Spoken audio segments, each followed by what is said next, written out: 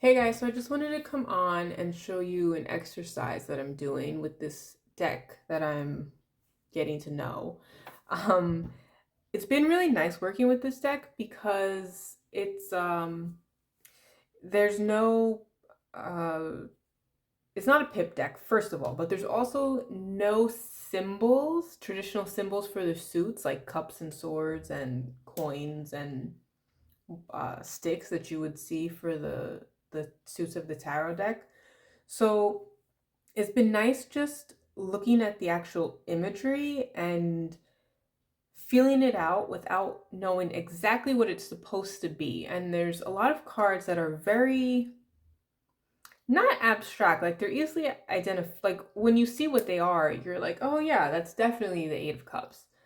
But it's not imagery that's so readily recognizable, and that's made it really interesting to work with artistically also.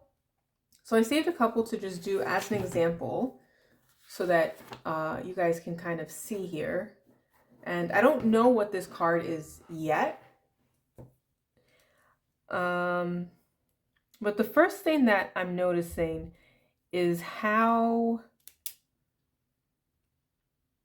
almost anguished he looks and how completely helpless this woman is right here. Like, she's making absolutely no effort to carry her own weight, to it also kind of seems like there's something going on from which he is running, and she's not really making an effort to combat that either. She's just dead weight here, and that's what really struck me. Also, the fact that the figures are so much larger than the background here. That's very prominent as well. And it almost looks like he's some sort of, I don't know, like perhaps a dignitary or something with his little one-shouldered cloak.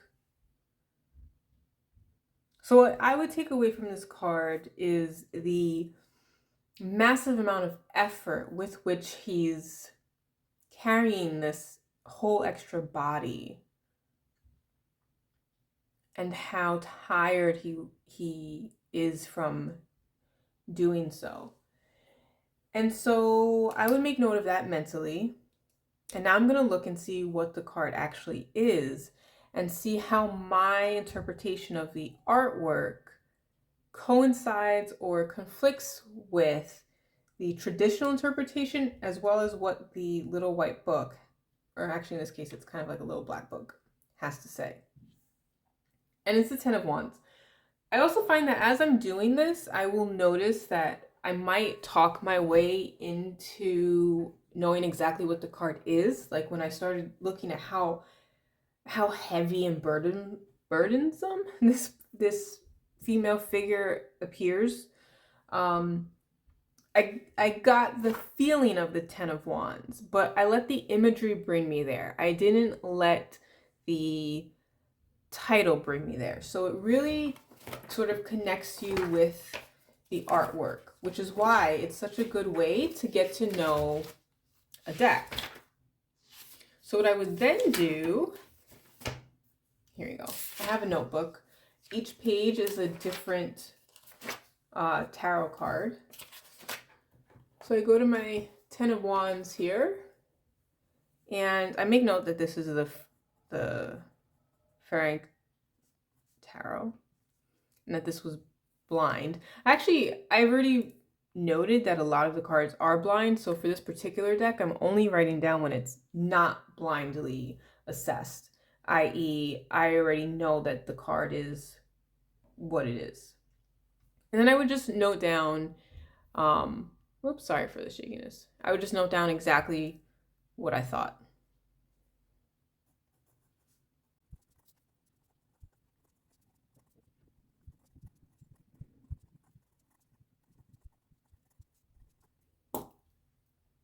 So now that I've done that, I would check the little book.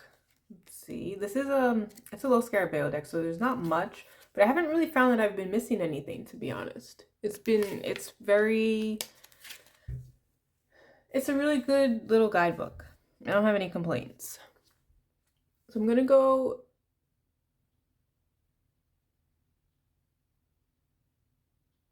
here and just read what they had to say about it.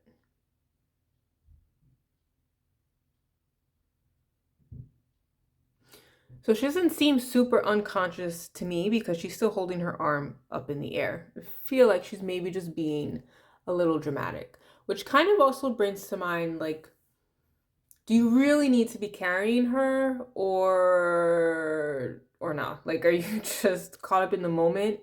And that coincides with that aspect of the Ten of Wands where, like, there's a why there. Like, why are you carrying all of these sticks? Couldn't you just make a couple smaller trips?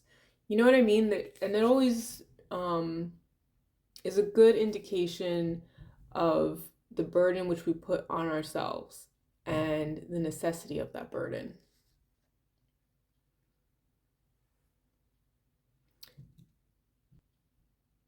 And actually, the note here is note their stature relative to the city, which is something that stuck out to me. I mean, they're enormous compared to the city. As if their essence and problems at this point in time eclipse all other reality.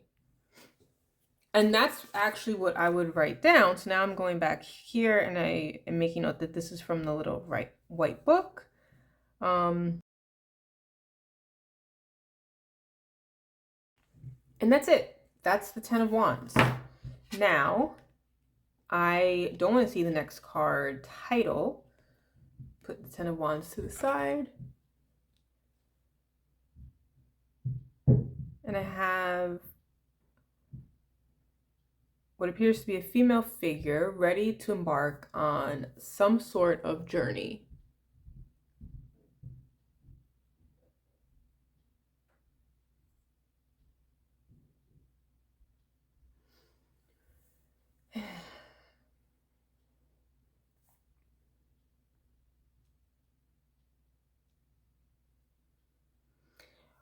What I'm getting from this is that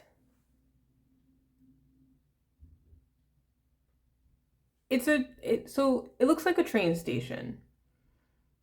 And in one of the busiest places that there is, this woman appears to be in zero rush. She's just standing there patiently, either waiting and using the time to just contemplate her next actions.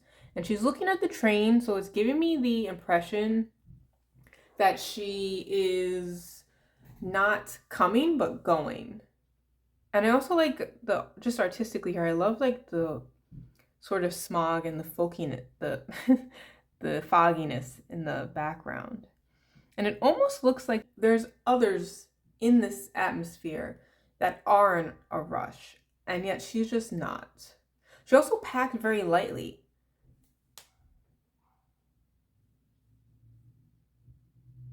I also am really loving the purple. Let's just see what this was. So the Two of Wands. And there you get that idea of not making a move just yet, but being right there, and you're mentally preparing to sort of what's the word I'm looking for? To not embark, to like take on this challenge or what have you that's before you, right? This journey, this idea. But there's a definite lack of action in the Two of Wands, right? Because it's not about the action, it's about the decision. And I don't know, this could also very possibly be another platform or another train on this side. So that's interesting. Now seeing that as the Two of Wands, it could be that, sorry, that she's still deciding which train to take. So the reason I like doing this exercise is because you will often find new layers of meaning to cards you think you already knew, because you're looking at this depicted imagery without knowing what the intention was. And that's always really interesting. And you can really only do that with decks that don't give away what the card is with a bunch of typical symbology. So this deck has been really good for that. And honestly, I don't have many decks. The decks that are based, that sort of are an anthology of artwork, if you will, are probably the best for this exercise. And unfortunately, this is the last one I have that I don't already know all of the cards, because this is the first time I'm working with this deck. I very recently got this. And I'm kind of disappointed because I've been really enjoying doing this. So if you have any decks lying around that you haven't gone through completely yet, and there are still some cards you can't immediately recognize without the title showing, give this a shot and let me know how it works out for you. And I will see you next time.